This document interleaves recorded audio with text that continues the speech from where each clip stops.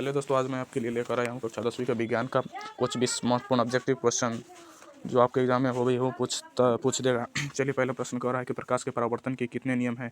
पहला कह रहा है 1, दूसरा 2 और तीसरा 3 और चौथा 4। तो प्रकाश के परावर्तन के 2 नियम हैं, इसलिए इसका 2 आंसर सही होगा। अगले प्रश्न की बात करते हैं कि दाढ़ी बनाने में किस प्रकार के दर्पण का उपयोग किया जाता है।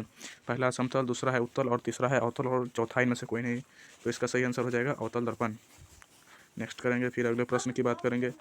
कह रहा है कि समतल दर्पण द्वारा बना प्रतिबिंब हमेशा होता है। तो मतलब समतल दर्पण में किस प्रकार की प्रतिबिंब बनती है। पहला कह रहा है वास्तविक होता है, दूसरा आभासी होता है, तीसरा कह रहा है कभी वास्तविक तो कभी काल्पनिक होता है और चौथा कह रहा है में से कोई नहीं। क्योंकि समतल दर्पण में आभासी प्रतिबिंब बनते हैं, इसका दूसरा नंबर आंसर सही हो जाएगा। अगले प्रश्न की बात करते हैं। कह रहा है कि निम्नलिखित में से कौन से पद विद्युत परिपथ में विद्युत शक्ति को निरूपित नहीं करता है। तो पहला है I²R, दूसरा IR², तीसरा VI और चौथा है V² बाटा में R। तो इसका सही आंसर हो जाएगा IR²। फिर हम अगले प्रश्न की बात करते हैं। कह रहा है क्या कि प्रतियोगिता का ऐसा मात्रक क्या होता है। पहला है ओम, दूसरा है वोल्ट, तीसरा है एम्पियर और चौथा है ओमीटर। तो प्रतियोगिता का ऐसा मात्रक ओम मीटर होता है। हमारा चौथा आंसर सही हो जाएगा। नेक्स्ट प्रश्न की बात करते हैं। किलोवाट किसका व्यापारिक मात्रक है। किलोवाट किसका व्यापारिक मात्रक है। पहला है प्रतिरोध, दूसरा है प्रतिरोधकता, तीसरा है विद्युत ऊर्जा और चौथा है समय। तो इसका सही आंसर हो जाएगा तीसरा, विद्युत ऊर्जा। अब हम फिर अगले प्रश्न की बात करते हैं। किसी चालक तार में विद्युत धारा प्रवाहित होती है तो गतिशील कण होते हैं। पहला है परमाणु, दूसरा है आयन, तीसरा प्रोटॉन और चौथा इलेक्ट्रॉन।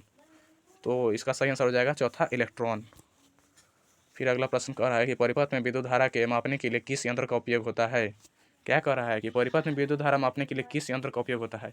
पहला कह रहा है वोल्ट मीटर, दूसरा गैल्वेनोमीटर, तीसरा ओमीटर और चौथा एमीटर। तो इसका सही आंसर हो जाएगा एमीटर। फिर अगले प्रश्न की बात करते हैं। यहाँ पे कह क्या रहा है कि इलेक्ट्रॉन पर आवेश होता है। इलेक्ट्रॉन पर आवेश होता है।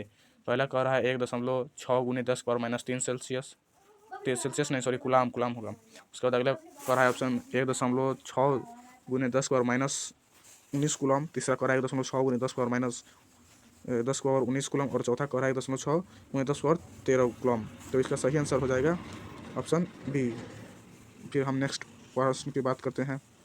अगला प्रश्न कह रहा है निकट दृष्टि दोष को दूर करने के लिए किस लेंस का उपयोग होता है। निकट दृष्टि दोष, क्योंकि निकट दृष्टि लेंस का उपयोग अवतल, पहला कह रहा है कि उत्तल, दूसरा अवतल, तीसरा समतल और चौथा कह रहा है सभी। तो निकट दृष्टि दोष के दूर करने के लिए अवतल लेंस का उपयोग होता है।